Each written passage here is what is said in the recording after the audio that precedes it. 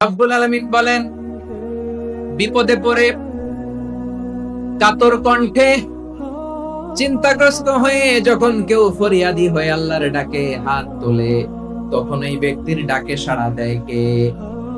বিপন্ন অবস্থায় আপনি যখন কেঁদে কেঁদে হাত তুলে আপনার দুঃখের কথা জানান, আপনি যখন ডাকেন তারে, তখন আপনার ডাকে সাড়া দেয় কে?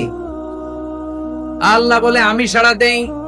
তোমাদের বিপদকে মুক্ত করে দেয় কে? ওই আল্লাহর সাথে কোন উপাস্য আছে নাকি? কিন্তু খুব অল্প সংখ্যক লোকই তোমরা উপদেশ গ্রহণ করো কথাটা।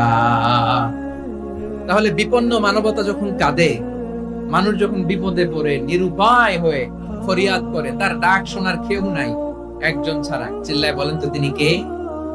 এজন্য আমরা ফরিয়াদের হাত কার দিকে তুলব? এবং খেয়াল রাখতে হবে, মাথার সাথে সেট করে নিতে হবে, আল্লাহ ছাড়া আমাকে উদ্ধার করার কেউ নাই।